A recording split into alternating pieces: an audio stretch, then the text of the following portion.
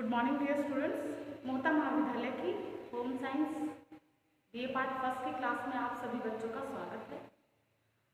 आज की क्लास में हम करेंगे हमारे फूड ग्रुप्स के बारे में, करेंगे भोज्य समूह के बारे में बात करेंगे। भोज्य समूह का जो क्वेश्चन है वो काफ़ी इम्पोर्टेंट है। ये काफ़ी बार पूछा जाता है कि भोज्य समूह के अंतर्गत कौन कौन से भोजन है वो सम्मिलित किए जाते हैं, कौन कौन से ग्रुप्स के अंदर कौन कौन से भोजन है वो शामिल किए जाते हैं। तो आज उसी के ऊपर डिस्कस करेंगे। यह वह भोज्य समूह होते हैं जिनके अंदर भोज्य पदार्थों को शामिल किया जाता है। इसे भोजन पिरामिड के नाम से भी जाना जाता है। भोज्य पदार्थों में अलग अलग प्रकार के भोज्य समूह पाए जाते हैं। फूड पिरामिड के बारे में यानी भोजन पिरामिड के बारे में मैंने आपको पहले भी बताया था, जो आपकी एक वीडियो थी उसमें भी बताया था और आपको ऑफलाइन भी मैंने बता दिया है। उसके बाद में भोज्य पदार्थों में अलग अलग प्रकार के भोज्य समूह पाए जाते हैं, यानी कि पौष्टिक तत्व पाए जाते हैं। इस भोज्य पदार्थों में हम जितने समूह का समावेश करते हैं उतना ही भोजन लाभदायक और स्वास्थ्यवर्धक होता है। ICMR ने इसे निम्न भागों में बांटा है। ICMR के अकॉर्डिंग हम बात करते हैं कि हमारे यहाँ पर जो भोज्य समूह की बात की जाती है वो किसकी बात की जाती है? भोज्य समूह जो बात की जाती है वो ICMR के अकॉर्डिंग की जाती है, यानी Indian council of medical research के अनुसार जो भोज्य रिकमेंडेड जो डाइट प्लान है वो यानी भोज्य समूह है वो उनके बारे में हम बात करेंगे। तो ICMR के अनुसार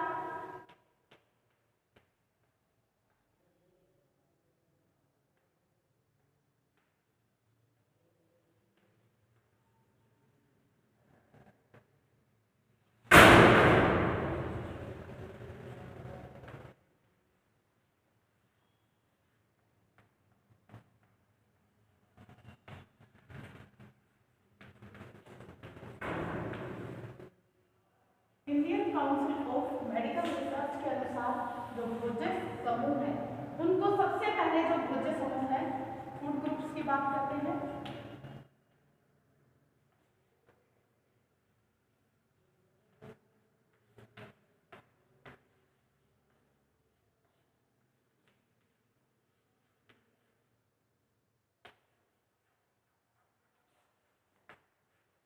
आगे आप कोई कॉम्पिटिटिव एग्जाम देते हैं उसमें भी पूछा जाता है कि ICMR के अकॉर्डिंग भोज्य समूह को इन जनरल सामान्य विज्ञान के अंतर्गत ये क्वेश्चन आते हैं कि भोज्य ICMR के अकॉर्डिंग भोजन को कितने वर्गों में बांटा गया है। तो भोज्य उनको पौष्टिक तत्वों के आधार पर जैसे कि किस प्रकार से बांटेंगे, जैसे कि ये हो गया हमारा भोज्य समूह, ये हमारे भोज्य समूह है और इसके अंदर कौन कौन से पौष्टिक तत्व होते हैं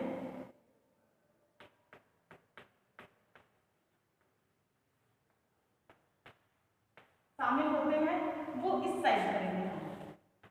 सबसे पहले जो फूड ग्रुप आता है वो आता है अनाज, आता है हमारा अनाज के बारे में कि अनाज के अंतर्गत क्या क्या आता है। अनाज के अंतर्गत आता है गेहूं, चावल, जौ, ज्वार, मक्का, गेहूं, चावल, जौ, ज्वार, मक्का, रागी इत्यादि जो भी अनाज होते हैं, बाजरा, ये सभी अनाज के अंतर्गत आते हैं। ये जितने भी अनाज, ये जो भोज्य पदार्थ है ये सभी अनाज के अंतर्गत आते हैं। गेहूं, चावल, जौ, ज्वार, मक्का, रागी और बाजरा। जौ, ज्वार आप कहेंगे कि हम क्या है, जैसे कि गेहूं खाते हैं, मोस्टली गेहूं, चावल, बाजरा भी खाते हैं, लेकिन हम क्या है जौ नहीं खाते, ज्वार भी नहीं खाते, रागी भी नहीं खाते हैं और मक्का सर्दियों के टाइम पर थोड़ा बहुत खा लेते हैं।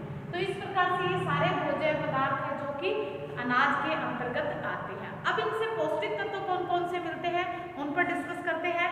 जैसे कि अनाज है, अनाजों से हमें ज्यादा क्या मिलता है, कार्बोज मिलता है।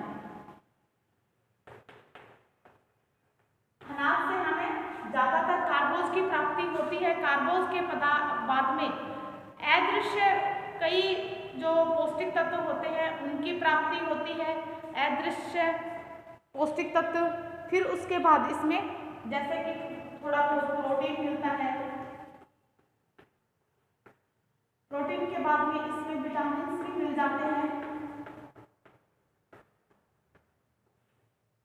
विटामिन की प्राप्ति भी होती है।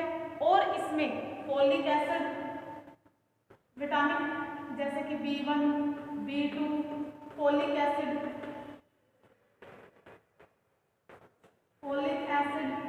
आयरन इत्यादि की प्राप्ति होती है। तो ये हो गए पौष्टिक तत्व और ये हो गया हमारा भोज्य समूह। तो सबसे पहला भोज्य समूह है अनाज। अनाज के अंतर्गत ये सभी चीजें आती हैं और इनसे ये पौष्टिक तत्व हैं वो हमें मिलते हैं। अब अगला जो हमारा इसके बाद में बात करते हैं हम, अगला आ जाएगा हमारा दाल समूह। दालें आ जाएंगी, दालें जितनी भी दालें हैं वो सभी इस फूड ग्रुप्स के अंतर्गत आ जाएंगी। जितनी भी मस्त दालें हैं जैसे चने की दाल, चने की दाल हो गई या चना हो गया, चने के बाद हो गया मसर, मूंग, अरहर, सोयाबीन,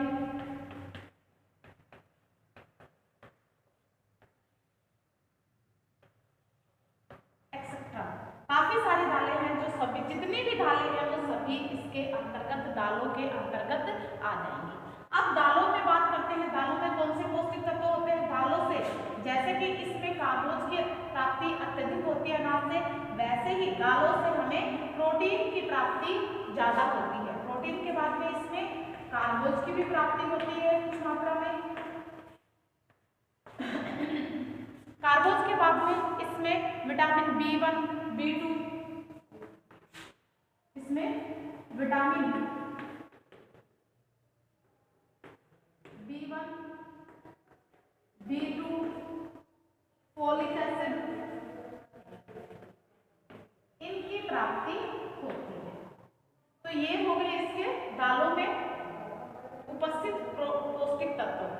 अब इसके बाद में अगला जो फूड ग्रुप आता है वो आता है दूध और दूध से बने पदार्थ आते हैं। तीसरा जो फूड ग्रुप हो जाएगा वो हो जाएगा दूध और दूध से बने पदार्थ। दूध और दूध से बने प्रोडक्ट। अब दूध और दूध से बने प्रोडक्ट कौन कौन से होते हैं?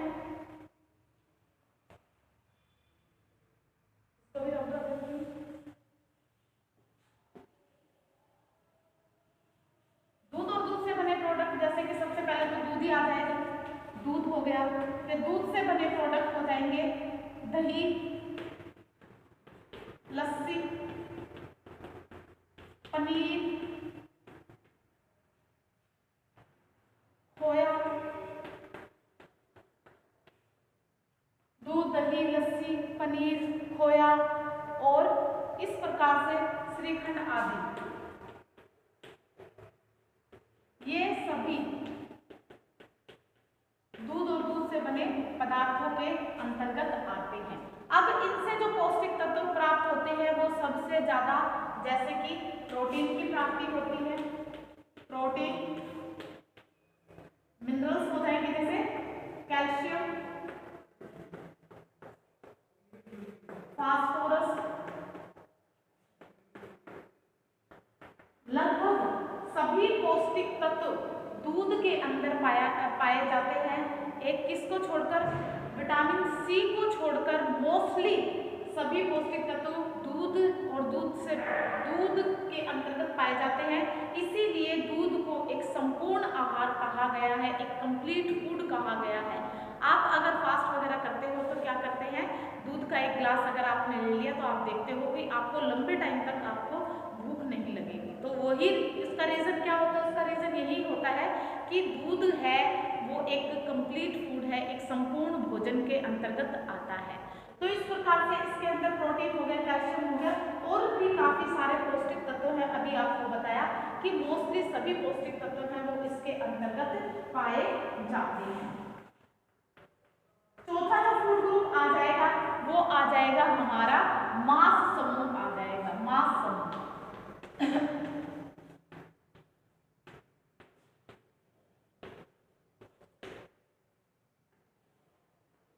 मांस समूह आ जाएगा। मांस समूह के अंतर्गत मांस हो गया, मछली हो गई, मांस है, मछली है, और इसके अंदर यकृत हो गया। यकृत के बाद में इसमें आ जाएगा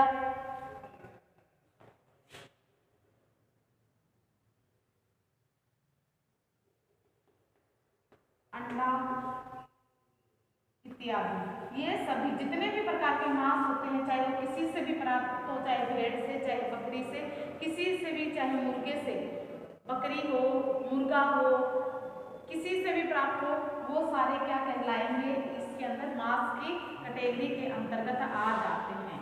अब मांस समूह के अंदर जो पौष्टिक तत्वों की प्राप्ति होती है वो जैसे कि प्रोटीन की प्राप्ति होती है, प्रोटीन है, उसके बाद में वसा है, प्रोटीन की प्राप्ति होती है, वसा की प्राप्ति होती है, विटामिन सी होती है,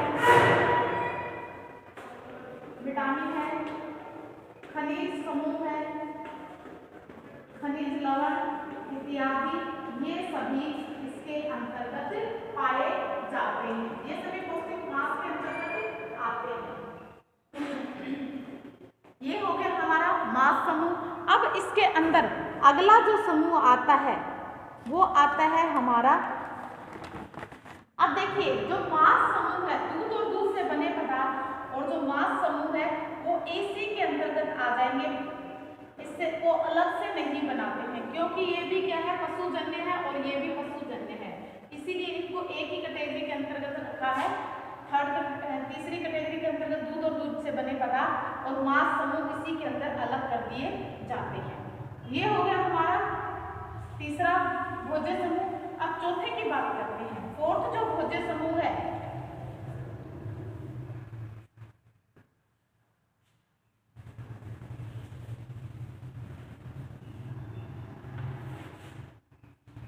फोर्थ जो भोज्य समूह है उसके अंतर्गत आ जाते हैं फल और सब्जियां। फल और सब्जियां,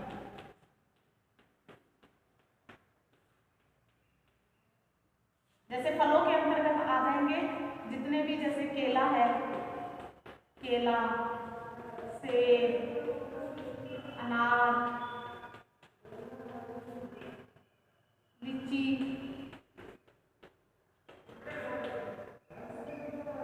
अंगूर एक्सेट्रा, जितने भी फ्रूट्स होते हैं वो सारे इसके अंतर्गत आ जाएंगे। अब सब्जियों के अंदर बात करते हैं, जिसमें इसमें भी क्या कर सकते हैं, दो कैटेगरी बना लेते हैं। जैसे कि पत्ते वाली सब्जियां, हरी पत्तेदार सब्जियां होंगी, जैसे पालक, पालक है, बथुआ है। आपको काफी बार बता चुकी हूँ कि बथुआ जो है वो आयरन, सबसे ज्यादा आयरन है वो बथुए के अंदर पाया जाता है। बथुए के अंदर आयरन बहुत ज्यादा होता है। बथुआ हो गया, चौलाई हो गया, चौलाई है, सरसों का साग है, तो ये सभी पत्तेदार सब्जियों के अंतर्गत आती हैं। इसके अलावा पत्तेदार सब्जियों के अलावा इसमें आ जाती हैं पीली सब्जियां। ये पत्तेदार सब्जियां हो गई, ये पीली सब्जियां,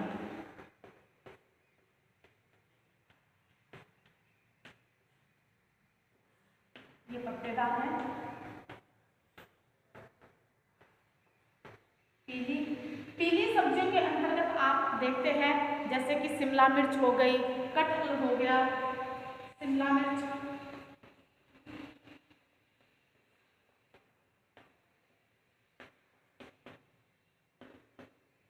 कटहल, पेठा इत्यादि, ये सभी पीली सब्जियों के अंतर्गत आते हैं। इसके अलावा एक और बना रखा है, अन्य सब्जियां हो जाएंगी। जैसे अन्य सब्जियों के अंतर्गत आ जाएंगी आलू हो गया, आलू है, प्याज है, बैंगन है, मूली है,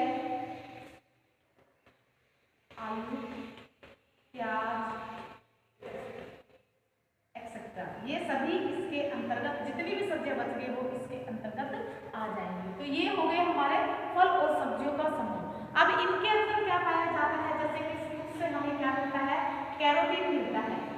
कैरोटीन मीन्स विटामिन ए हो गया, कैरोटीन विटामिन ए हमें मिलता है। उसके बाद में काफी सारे विटामिन, इसके अंदर विटामिन की प्राप्ति होती है, काफी सारे विटामिन मिलते हैं। विटामिन ए मिलता है, विटामिन सी मिलता है, खट्टे पदार्थ जो होते हैं उनसे हमें विटामिन सी की प्राप्ति होती है। और इनके अलावा खनिज लवण पाए जाते हैं और रेशे भी पाए जाते हैं। इसी प्रकार से जो सब्जियां होती हैं, सब्जियों के अंदर भी क्या पाया जाता है, जैसे सब्जियों के पत्तेदार, जो हरी पत्तेदार जो सब्जियां होती हैं उनमें आयरन ज्यादा पाया जाता है, लोहा पाया जाता है। लोहे के बाद में इनमें कैल्शियम हो गए, खनिज लवण काफी प्रकार की, खनिज लवण के अंतर्गत भी आता है, आयरन हो गया, फोलिक एसिड हो गया, फोलिक अम्ल है, कैल्शियम है।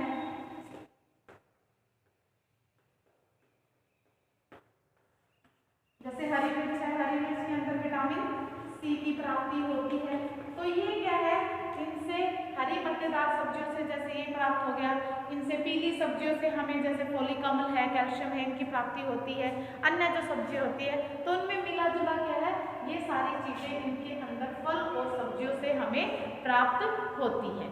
अब जो पांचवा फूड ग्रुप है वो क्या है, वसा और शक्कर आ जाता है। ये हमारा चौथा ग्रुप था, आपको समझ में आ गया होगा। अब पांचवें ग्रुप की बात करते हैं। पांचवा जो ग्रुप है वो है वसा और शक्कर। वसा क्या होते हैं, फैटी एसिड्स होते हैं। फैटी एसिड यानी कि चिकनाई वाले जो भी है। पांचवा जो ग्रुप बनेगा वो बनेगा वसा एवं शक्कर।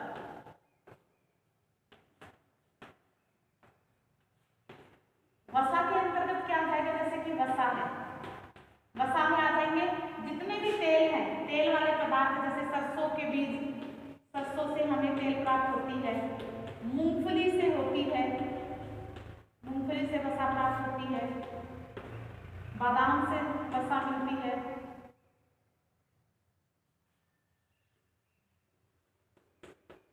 बादाम, जितने भी तिलहन हैं उनसे, बादाम हो गए,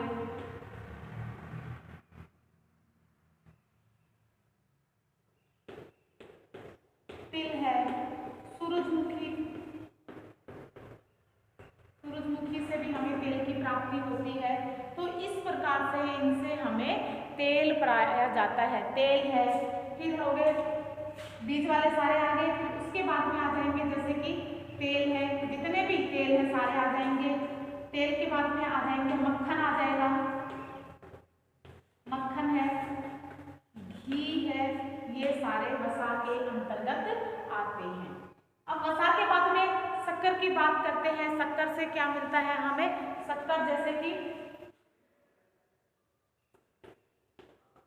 शक्कर में आ जाएगा गुड़ और गन्ने का रस। गन्ने के रस से ही गुड़ बनता है, गुड़ हो गया, और गन्ने का जो रस है इसी से शुगर चीनी बनती है। तो शक्कर के अंदर गुड़ आ जाएगा और गन्ने का रस आ जाएगा। तो वसा से हमें किसकी प्राप्ति होती है, वसा और वसीय अम्लों की प्राप्ति होती है। इससे में फैट मिलती है, वसा मिलती है, और वसीय जो अम्ल होते हैं उनकी, फैटी एसिड होते हैं उनकी प्राप्ति, वसीय अम्लों की प्राप्ति होती है। और कुछ मात्रा में खनिज लवण भी पाए जाते हैं, कुछ मात्रा में खनिज लवण भी इसके अंदर पाए जाते हैं, मिनरल्स पाए जाते हैं इनमें। ये तो हमारी वसा की बात हो गई। अब इसके बाद में शक्कर है। शक्कर से हमें क्या मिलती है, एनर्जी मिलती है। चीनी को जब आप देखते हो चक्कर वगैरह आते हैं तो चीनी को घोलकर पिला दिया जाता है, तो उससे क्या मिलती है, एनर्जी मिलती है। एनर्जी मीन्स हमें कार्बोज मिलती है, कार्बोहाइड्रेट, कार्बोहाइड्रेट की प्राप्ति होती है, इससे हमें एनर्जी की प्राप्ति होती है। तो ये हो गए हमारे भोज्य पदार्थ। तो इस प्रकार से आईसीएमआर के अनुसार भोज्य पदार्थों को 5 भागों में, फूड ग्रुप है वो 5 भागों में ICMR के अकॉर्डिंग भोज्य पदार्थों को कितने भागों में बांटा गया है? तो भोज्य पदार्थों को 5 भागों में बांटा गया है। 5 भागों में इसको बांटा गया है। सबसे पहला आपको बताया था अनाज समूह आता है, दूसरा आता है दाल समूह, तीसरा जो हमारा होता है वो है दूध और दूध से बने पदार्थ, चौथा जो समूह है वो फल और सब्जियां आती हैं, पांचवा जो समूह है वो वसा और शक्कर आते हैं। तो इस प्रकार से ये इम्पोर्टेंट है और ये बहुत बार पूछा भी जाता है। तो भोज्य पदार्थों को 5 भागों में हमने बांटा। अब आ जाएंगे इसी के अनुसार, जैसे कि प्रोटीन युक्त भोज्य पदार्थ हैं, फिर आ जाएंगे भोज्य पदार्थों को 5 भागों में बांटने के बाद में इनको एक कैटेगरी और बना दी जाती है, जैसे कि प्रोटीन प्राप्ति वाले भोज्य पदार्थ, कार्बोज प्राप्ति वाले भोज्य पदार्थ, रक्षात्मक भोज्य पदार्थ आ जाएंगे, जैसे फल और सब्जियां हैं रक्षात्मक के अंतर्गत आ जाते हैं। कार्बोज यानी ऊर्जा देने वाले जो भोज्य पदार्थ हैं उसके अंदर अनाज आ जाते हैं, ऊर्जा हमें किससे मिलती है? अनाजों से मिलती है। प्रोटीन देने वाले भोज्य पदार्थ हो जाएंगे, जैसे कि दालें हैं, दालों से हमें प्रोटीन की प्राप्ति ज़्यादा होती है, तो उनसे हमें दूध वगैरह है वो आ जाएंगे और दालें भी आ जाएंगी, दालें मुख्य होती हैं। सोयाबीन है वो सबसे ज़्यादा प्रोटीन का साधन है। सबसे ज़्यादा अगर प्रोटीन की बात करते हैं, वेजिटेरियन फूड जो होते हैं जो उसके अंतर्गत 43% 43 to 45% क्या है? सोयाबीन के अंदर प्रोटीन की प्राप्ति होती है। तो ऑलमोस्ट 43% प्रोटीन की प्राप्ति है। अगर आप सोयाबीन लेते हैं अपने आहार में तो हमें प्रोटीन की प्राप्ति वहां से हो जाती है। रक्षात्मक भोज्य पदार्थों के अंदर आ जाएंगे, जैसे कि फल और सब्जियां हैं, रक्षात्मक भोज्य पदार्थों के अंदर आ जाएंगे। और वसा और शक्कर है वो एनर्जी देने वाले भोज्य पदार्थ होते हैं, शरीर को चिकनाई देने वाले भोज्य पदार्थ होते हैं। तो ये हो गई हमारे भोज्य पदार्थों की बात। अब आ जाएगी कि भिन्न भिन्न खाद्य सामग्रियों का चयन।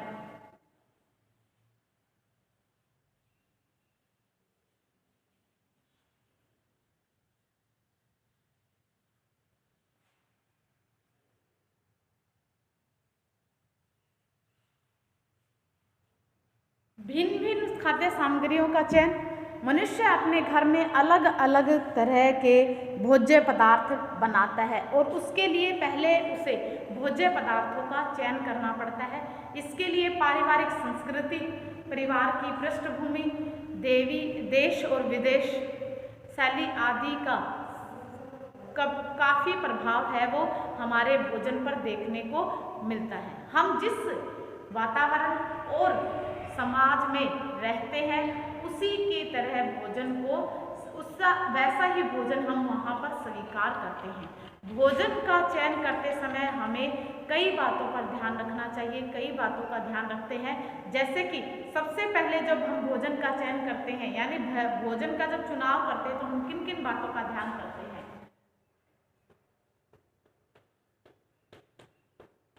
भोजन का चयन करते समय ध्यान रखने वाली बातें,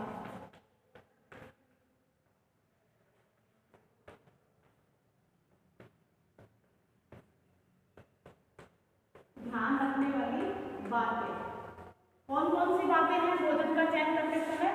सबसे पहला जो भोजन का चयन करते समय बात है वो है सांस्कृतिक।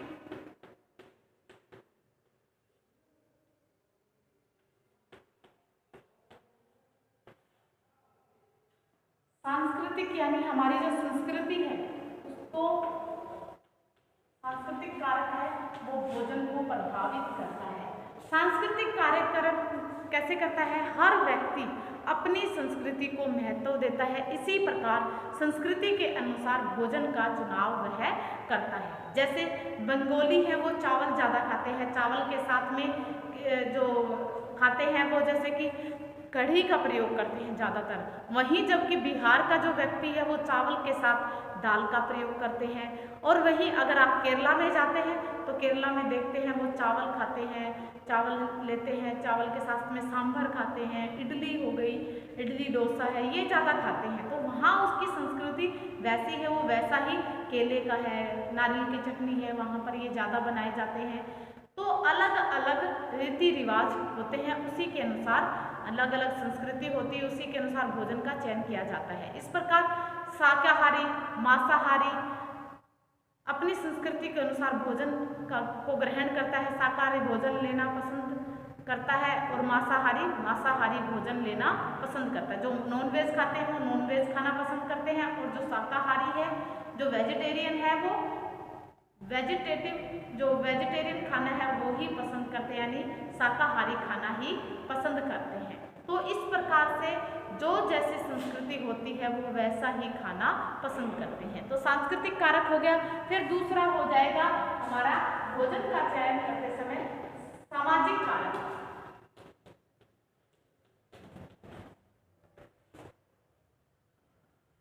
सामाजिक कारक का ध्यान रखा जाता है। सामाजिक कारक का किस प्रकार से, निम्न चीजों को, जिन चीजों को हमारा स्वीकार करता है हम उन्हीं चीजों को स्वीकार करते हैं।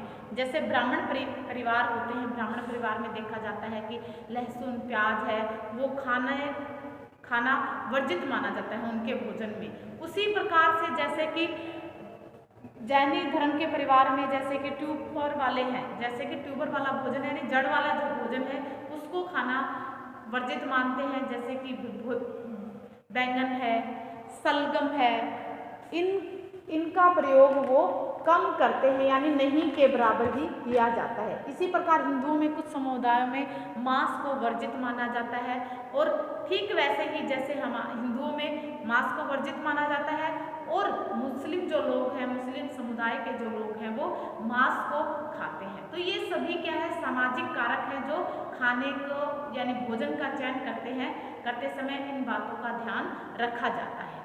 अगला जो कारक है वो है शारीरिक कारक।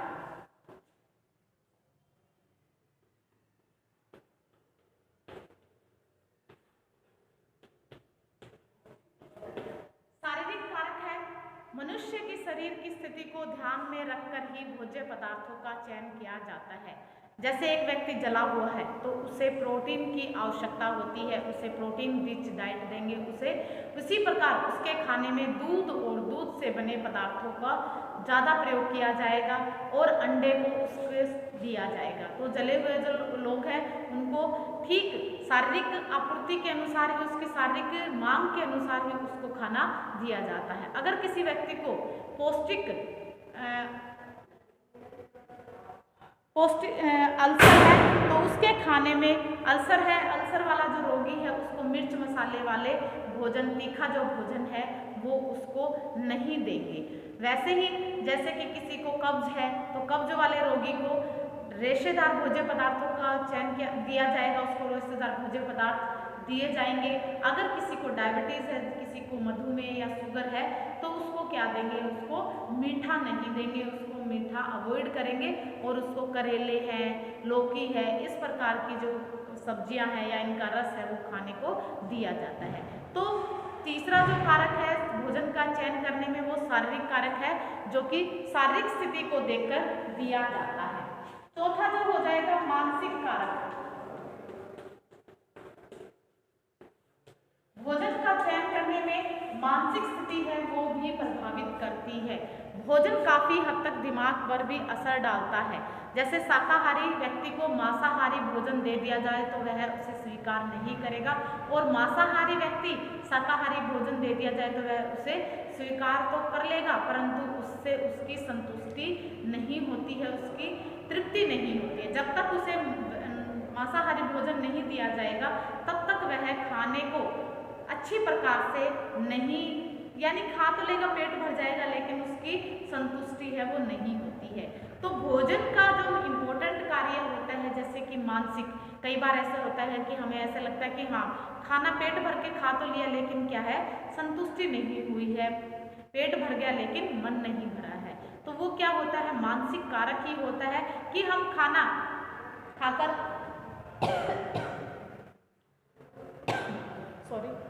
खाना तो खा लेते हैं, पेट भी भर लेते हैं लेकिन हमारी तृप्ति नहीं होती है और जब तक तृप्ति नहीं होती है तो हमारा ध्यान कहाँ जाता है, खाने की तरफ ही जाता रहता है।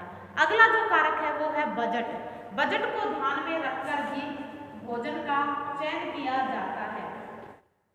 बजट है, बजट का ध्यान कैसे रखता है?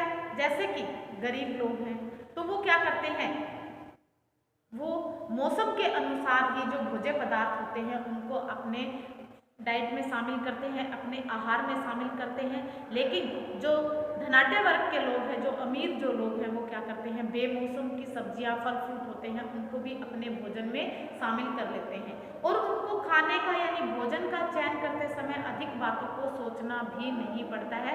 वो जो चाहे वो खरीद सकते हैं, वो बना सकते हैं। ये और इसके विपरीत क्या होता है कि जो गरीब परिवार होते हैं, निर्धन जो वर्ग के लोग होते हैं, वो भोजन को, एक तो क्या होता है कि जो मौसमी सब्जियां होती हैं उन्हीं का, मौसमी फल फ्रूट होते हैं उन्हीं का चयन कर पाते हैं। और दूसरा क्या होते हैं, कई बार ऐसा होता है कि मौसम की जो सब्जियां फ्रूट होते हैं वो उनको भी नहीं खरीद पाते हैं। तो जो सबसे महत्वपूर्ण है इसके अंदर कारक है, वो भोजन का चयन करते समय बजट होता है। बजट को ध्यान में रखकर हम खानों का, भोजन का चयन करते हैं। अगला जो है वो है लिंग। लिंग भी भोजन के चयन में मदद करता है। पुरुषों को कैलोरी की अधिक आवश्यकता होती है। पुरुष होते हैं उनको कार्बोज की आवश्यकता अधिक होती है क्योंकि वो फिजिकल वर्क ज़्यादा करते हैं। जैसे कहीं वजन उठाने की बात आती है तो हम क्या करते हैं, पुरुषों के ऊपर डाल देते हैं कि वो ही करेंगे, हमसे नहीं होगा। तो इसीलिए उनकी प्रोटीन कार्बोज की मांग है वो अधिक होती है, कैलोरी की मांग अधिक होती है। जबकि महिलाएं होती हैं उनमें कैलोरी की मांग कम होती है। जबकि पुरुषों का शरीर का इस प्रकार से बना होता है कि उन्हें अधिक कैलोरी की, जैसे कि 60 किलो का व्यक्ति है, साधारण क्रियाशील है, मध्य क्रियाशील है। जैसे कि किसी व्यक्ति का वजन 60 kg है, 60 किलोग्राम है जिसका वजन, और वह साधारण क्रियाशील है।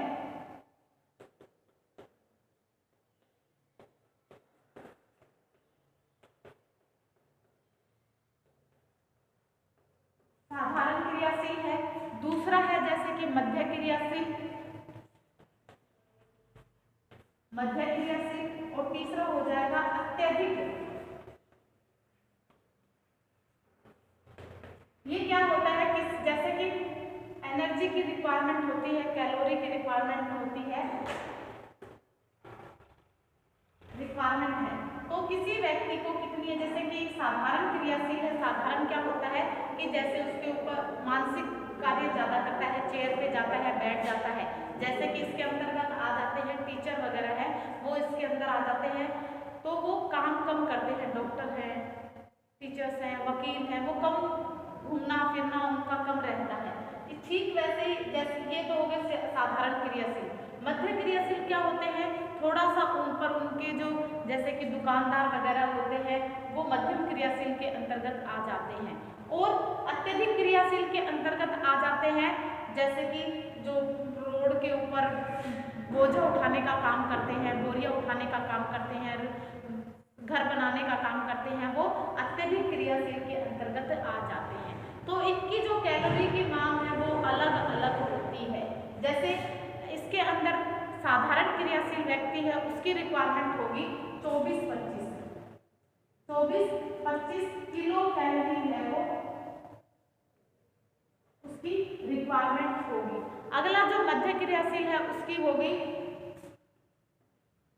28-75 किलो कैलोरी मध्यम क्रियाशील व्यक्ति की होगी, और जो अत्यधिक क्रियाशील है उसकी होगी 3800 किलो कैलोरी। तो ये हो गई उसकी कैलोरी की मांग हो गई। ये तो थी एक पुरुष की बात कर रहे थे, हम एक पुरुष की बात कर रहे थे। अगर इसके बावजूद हम एक बात करते हैं, महिला की बात करते हैं,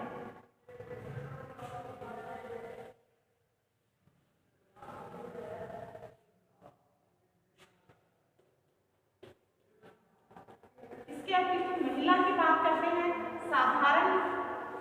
साधारण क्रियाशील महिला है तो उसकी रिक्वायरमेंट होगी 1875 किलो कैलोरी। 1875 किलो कैलोरी है वो साधारण महिला क्रियाशील है उसकी होगी। दूसरी हो जाएगी जैसे 22-25 है क्रियाशील महिला है उसकी हो जाएगी, और अत्यधिक क्रियाशील जो महिला है उसकी 22, उसकी हो जाएगी इसके अंदर 27, 29, 25 है वो अत्यधिक क्रियाशील महिला की एनर्जी की रिक्वायरमेंट हो जाएगी, किलो कैलोरी हो जाएगी। इतनी उसकी ये डेली की रिक्वायरमेंट होती है, एक दिन की रिक्वायरमेंट है। अगर ऐसे ही आपके जब सेकेंड ईयर में कोर्स आएगा तब आपको बताएंगे कि जैसे डाइट चार्ट करने का होगा तब आपकी ये चीजें काम में आएंगी। तो जैसे साधारण क्रियाशील है उसकी महिला है, कोई महिला है साधारण क्रियाशील है, साधारण काम करती है, तो उसकी जो कैलोरी की मांग है वो 18-75 होगी। मध्यम क्रियाशील है उसकी कैलोरी की मांग 22-25 होगी, और जो अत्यधिक क्रियाशील है उसकी कैलोरी की मांग 29-25 होगी। इसके अलावा अगर गर्भवती महिला है तो उसमें इनमें क्या कर देंगे, प्लस 300 और ऐड कर देंगे। अगर महिला गर्भवती है, प्रेग्नेंट है, तो उसके 300 किलो कैलोरी और प्लस हो जाएगी इसके अंदर। ये तो साधारण है ही है, इसके अंदर कितनी प्लस कर देंगे, जैसे 300 और प्लस कर देंगे, तो ये हो जाएगी उसकी, जैसे 5 है, 2 है, 12 और 1 3, यानी उसकी रिक्वायरमेंट कितनी हो जाएगी, 32-25 उसकी उस टाइम की रिक्वायरमेंट हो जाएगी। तो ये हो गई गर्भवती महिला की रिक्वायरमेंट।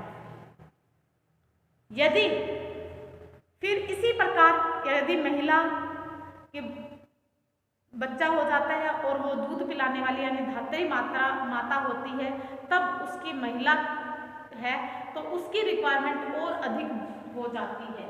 जैसे उसकी रिक्वायरमेंट हो जाती है 550 किलो कैलोरी। ये किसके लिए है, 0 से 6 महीने तक, जब तक उसका बच्चा होता है तब तक उसकी धात्री माता की, धात्री जो यानी दूध पिलाने वाली जो माता है उसकी रिक्वायरमेंट हो जाएगी प्लस 550। ये नहीं होगी उस टाइम पे, कभी ये भी ऐड कर दो, ये नहीं होगी। अगर कोई माता धात्री है, दूध पिलाने वाली है, उसका बच्चा 0 से 6 महीने तक उसको इतनी डाइट लेनी पड़ेगी, 18-75 तो उसको लेनी ही लेनी है, प्लस उसको 550 और उसके अंदर ऐड कर देंगे। और यदि 6 से 12 महीने का बच्चा हो जाता है, अगर बच्चा 6 से 12 महीने का हो जाता है तब इसकी जो मांग है वो घट जाएगी, वो कितनी हो जाएगी, 400 हो जाएगी। 550 से 150 है वो कम हो जाएगी, 400 उसकी कैलोरी की मांग हो जाएगी। महिलाओं को पुरुषों से कम डाइट की भोज्य पदार्थों की आवश्यकता होती है। पुरुषों को महिलाओं से ज़्यादा डाइट लेते हैं, उनको ज़्यादा आवश्यकता होती है, क्योंकि उनकी शारीरिक संरचना महिलाओं से अलग होती है, इसीलिए उनकी डाइट भी अलग होती है। तो ये हो गए हमारे भोजन का चयन करते समय हमें किन किन बातों का ध्यान रखना है। तो अगर हम भोज्य पदार्थों का यानी हमारे डाइट में भोजन को शामिल करते हैं तो हम इन बातों का ध्यान रखते हैं। जैसे कि सबसे पहले बजट का ध्यान रखते हैं, बजट के बाद में हम अपनी शारीरिक मांग का ध्यान रखते हैं, मांग के बाद में लिंग का ध्यान रखते हैं, और मानसिक कारक है, सामाजिक कारक है, सामाजिक कारक है, इन सभी बातों को ध्यान में रखकर भोज्य पदार्थों को शामिल किया जाता है। तो आज के लिए इतना ही। Okay, bye, have a nice.